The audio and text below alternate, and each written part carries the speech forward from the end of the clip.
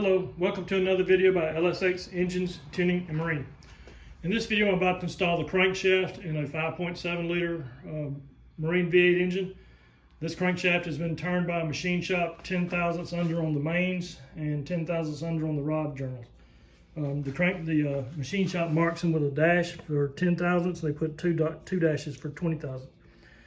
So I've just, even though it came packaged in a bag from the machine shop, I unwrapped it and then I clean it off, or I spray it down with basically an industrial cleaner. And it doesn't have to be that heavy duty because there's not a lot of grease on it. I'm just basically trying to clean off shot dust and stuff. But I just finished washing it and I dried it off with paper towels to get all the water off of it. Well, first I blow it off as best I could with my air compressor. And then I wipe it down good with paper towels to get the last bit of moisture off of it. So at this time, I'm going to carry it over and I'm going to get over here and put it in this block. This is a 5.7 block. And I've already put the upper bearing shells in the block is turned. It's on the engine stand. It turns upside down. And I'm about to put the crankshaft in the upper. These are the upper bearing shells. So. The first four here, doesn't matter which one goes where, they're all the same. The last one is your thrust bearing, so it goes in that wide spot there. So I've already put those in, and I'm about to place the crankshaft in these dry bearings. I say dry because I'm going to put caps on and use Plastigage to check the bearing clearance before I lubricate them and then fasten it down. So stay tuned for that, and I'll show you the crankshaft in the block next, and then I'll start putting Plastigage on the bearings and checking the clearance. All right, as I was saying, I'm about to lower this crank in there, but I remembered that the last time as I was prepping this engine, putting in the core plugs here and there, and all that oil gallery plugs, I left out the plug that goes in that hole right there. And I just remembered, I was looking down through there and saw a hole, so I went and got a plug and I just put the plug in there. That plug, as I explained in another video, that plug prevents oil. That's what makes the oil divert over to your oil filter and then come back to that same passage and going out to the block. If you don't put that plug in there, you'll have oil pressure, but you won't have filtered oil. They'll just go right past. As for the bearing shells, I had previously washed the bearing shells and put them in a plastic bag and kept them near the motor, or kept them with the motor. And I put them in plastic bags to keep dust and dirt off of them because I've already cleaned them. So now all I have to do is take them out of the bag, maybe blow them off and install them. So that's what I'm about to do now. The first one is the rear main cap. I'm going to put the lower bearing shell in this cap, and then install it with Plastigage and check the clearance. All right, I changed directions on this project. Instead of using Plastigage to check these bearing clearances, it's pretty time consuming. You have to scrape the Plastigage off each bearing. It's just kind of a pain in the tail. I decided to use my dial bore gauge. I bought the thing and I might as well try to use it and hopefully speed this process up. So what I did is I took the crankshaft back out and I laid it on the table, and I used this micrometer right here. This is a 2 to 3 inch micrometer, and I measured every single journal, the main bearing journal. This one, that's number 5, number 4, number 3, number 2, and number 1. So I measured them all, and not having any paper handy, I wrote them up here on a piece of wood. This is my overhead crane structure, so anyway, it's a good place to write the numbers down. So anyway, the number 1 main journal measured 2.4390 inches. That was the journal for the main bearing. Number 2 measured 2.4387. Number 3 measured 2.4389, and that's an old number. I should have scratched that out. I'll scratch it out in a minute. Number 4 measured 2.4387 and 2.4386. It had, I guess it had a 10,000th of an inch taper in it. That's negligible. So anyway, so that's number 4. And number 5 measured 2.4383 inches. All right. So let me explain these numbers above. So what I've done, before I get to that, let me see what I'm doing. So this is the block, and I've got my dial bore indicator set up. And instead of setting the way they recommend, or way of, like for example, Summit Racing has a video where they tell you how to do this. I disagree with it. It takes too much time. So what they tell you to do is take each one of those measurements and say for number 5, let me go back over here and show you what I'm talking about. So for number 5, the measurement was 2.4383 inches. So they want you to set your Then I want you to set this micrometer for 2.438 inches. Put the dial bore indicator in that and zero it out. That's now your 0 point. And then when you use the dial indicator and measure the bearing clearance, what you measure will be the clearance. And that'll tell you. However, you're going to get number 4, then you got to come over and reset it, re-zero it back to 2.4387 instead of 2.4383. So you got to redo it, re-zero the dial bore indicator to that number, go over your measure bearing again, and again it'll give you the clearance. Then you got to do it again for 2.4389, so you'd have to move it again, and then 2.4387. If you're sharp, you can see that's the same and that's the same, so you do 2 and 4 at the same time. But then number 1 is 2.4390. Let's say 2.4390, that was 2.4389. So that was unique, the same, and then unique for number 5. So you'd have to reset your dial bore indicator 4 times to take these measurements. That's unnecessary. You can use math and do this much faster.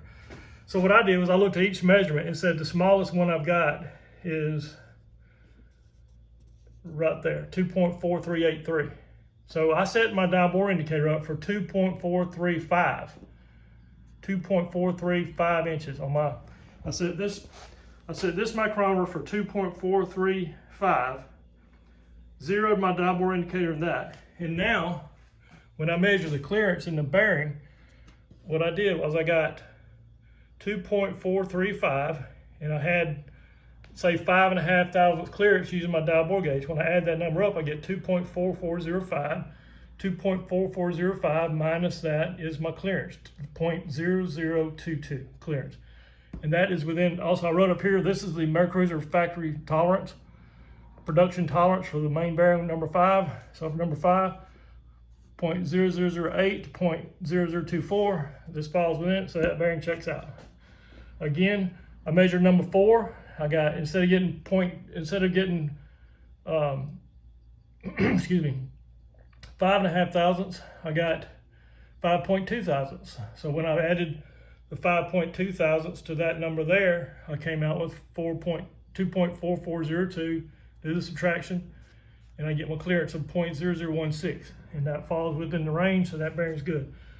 So I'm about to do 3, 2, and 1 in the same measure. So as you can see, I'm not going back and re-zeroing my dial bore indicator. I'm just measuring what I get, adding it to the 2.435, my reference measurement, and I get a number, subtract the bearing, subtract the journal diameter from that number, and I get my clearance. Simple.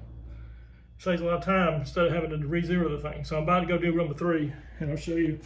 I probably can't do it with one hand, but I'll show you what I'm gonna do. So also there's a trick to set up this dial bore gauge. So you want to orient it where the stationary plunger is sticking out the bottom and the movable plunger is sticking out the top. And I say that because you can see I've got a groove in the bearing. So I hold the stationary part on either half of that groove, or to either side of that groove. I take 2 measures, one on either side, and I want to check to make sure there's no taper in the bearing. So I hold the stationary part on the bottom and then rock it back and forth, allowing the top of this thing, the movable part, to measure actually the lower half of the bearing, the lower bearing shell, and it measures in 2 places. All right. So as you can see, I put this in there and I rock it back and forth, and the needle, let's say, I can tell you right now it's going to move to about 5. The needle will move down to 5 and then back up. So the lowest point this needle moves is your clearance, or your clearance beyond 2.435. So every time so far it hasn't gone below 5. It hasn't rocked below 5. So that's how I measure this bearing. So I'm about to do number 3. I actually got to torque number 3 down to 70. I'm torquing these bolts down to 77 foot-pounds. Then I'll check 3, and I'll do 1, and then I'll do 2, then I'll do 1. And so I've done all 5 bearings, no Plastigage, not having to reset my dial bore gauge, just keep measure, write it down, go do the math, got my clearance, done. So this is much faster than Plastigage, and I'm glad I decided to do it this way. So when I'm done, I'll show you the final results on my wooden wall up there, so you can see what, and I'll document the final clearances in this engine. All right, I'm going to go ahead and try to show you how I'm measuring these bearings. It may not come out very good, but we'll give it a shot. So what I'm doing is I'm putting the stationary end on bottom, this is actually the upper shell, but it's got a groove, so I'm putting it on one side of the other groove. That way I can measure both sides of the bearing. So I'm gonna do the back of it first. So I work it in there, and then I hold the stationary part down, and I rock this dial bore indicator back and forth, and it's showing me the needle moves up to 5.5 and then reverses direction. So the clearance on this is 5.5 thousandths over 2.435, which is what I set it to 0 at.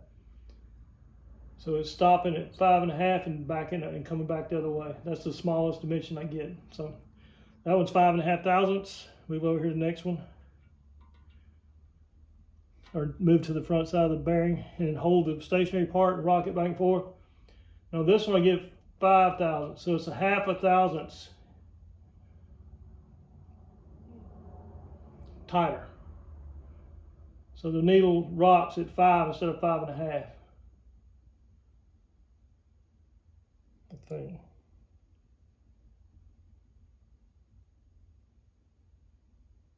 Yeah, it's actually about a little bit above the 5. I'm gonna say 0.2. So 5.2 thousandths. All right, that's done. But I'm gonna use the bigger of the two numbers, which is 5.5, because I'm more worried about the looseness of the bearing. So I'm gonna use 5.5 thousandths for this measurement. So I've measured all 5 of these bearings, no Plastigage, just using the dial bore indicator on one setting. And I measured them all, and they're all 5 to 5.5 thousandths clear, 5 to 5.5 thousandths dimension beyond 2.435. So add the 2.435, add 5.5 to it, you get approximately 2.4405 or 2.440. Subtract the journal dimension, and you got your clearance. So I'm done with this, done checking clearance in this block, and now I'm going to show you my numbers.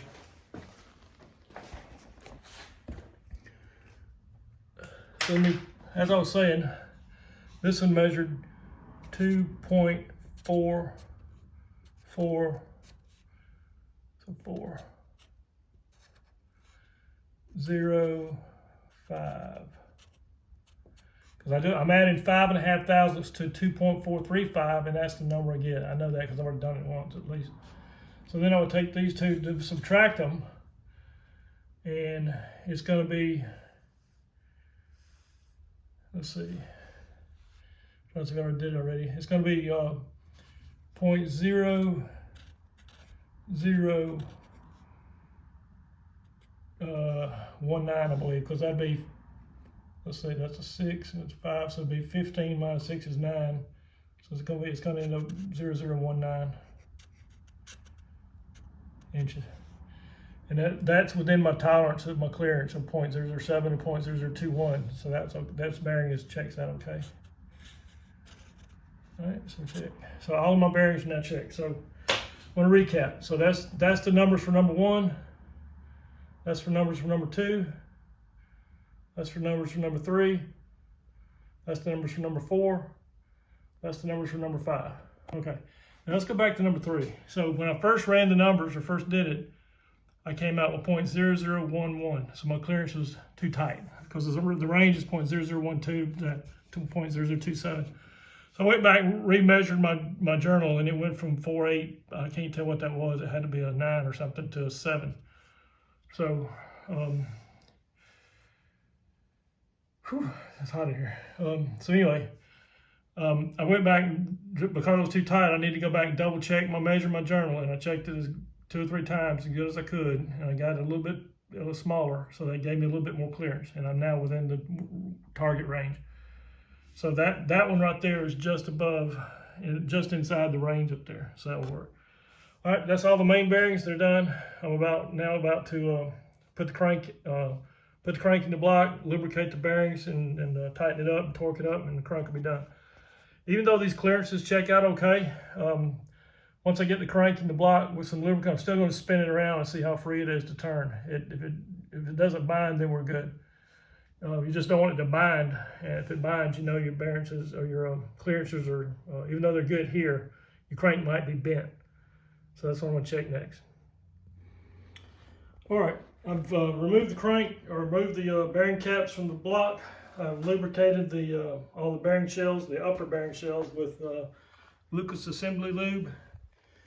And I'm now about to lower the crankshaft into these bearings, lubricate the top, the main caps, and then torque them down. And instead of using 77 foot-pounds, I'm going to use the other method, which is certain torque and then so many degrees. I'll have to look that up. I don't know what it is off the top of my head, but I'll put it in the video in a little bit. I'm about to lower the crank into this block and put the caps on, torque them down, and the crank will be installed. Alright, all the bearing caps are now installed, and I'm torquing them down to 15 foot-pounds. So I'm going to tighten in a two-pass process. The first pass is 15 foot-pounds of torque, which isn't a lot at all. And then the second motion is 73 degrees. Regardless of the torque, you turn it 73 degrees with an angle, I don't know what you call it, angle torque meter, angle turn meter, whatever. But anyway, so I've got this is my inch-pounds torque wrench. I've got it set on 15 times 12 is 180. You can see it right there. So it's 175 plus another 5, so it's 180. And so I'll show you what this one looks like. So this bolt here, watch how little, you see how little torque it takes to get to 15 foot-pounds. Well, that's actually one hand is not, it's actually quite a bit with one hand. Two hands is nothing. So anyway, that's 15 foot-pounds. And I'm tightening all the bolts at 15 foot-pounds. And then I'll tighten each bolt to 73 degrees, and you have to tighten each bolt to 73 degrees in one motion. All right, the cranks are now installed. All the main bearing caps are tightened down fully. They're all torqued to 77 foot-pounds. I got started using this angle torque meter, or I'm not sure if it's what it's called, but anyway, don't have a name on the back, but this device measures how many degrees you turn the device, regardless of how much torque you're putting on it. And I started using this, but on two of the bolts, as I was torquing it, or as I was tightening it down to 73 degrees, the torque wrench popped at 77 foot-pounds right when I got to the 73. So I decided to ditch the torque angle meter and just torque them down to 77 foot-pounds, since that was working and giving me a good reading. So all the bolts are now tightened down to 77 foot-pounds. So the crank's in. In the future, I'm not going to use the Lucas assembly lube anymore, because so as you can see, the crank rotates. And it's not binding, but it's very hard to turn. It's kind of hard to turn because that Lucas assembly lube is so thick and viscous that I can't really rotate this thing around fast enough to tell if it's gonna. If it was just oil, I could spin it and it would keep spinning and it would keep freewheeling until it slowed down due to the little bit of viscosity of the oil. But with this stuff, it's so thick, I can try to spin it and it won't spin. So like watch this. So it won't spin any more than that. But that's because of the lube, not the crankshaft. So the crankshaft's in, it's turning. I can pull it, as long as I can pull it all the way around my finger and not feel any binding, it's good. Let me see if I can get this. So I can push, as long as I keep pushing my finger, no binding, so it's good. All right, so the crank's in. I'm now, I'm gonna install the camshaft and install the timing gear. So that'll do that in another video. Thanks for watching and stay tuned for more videos.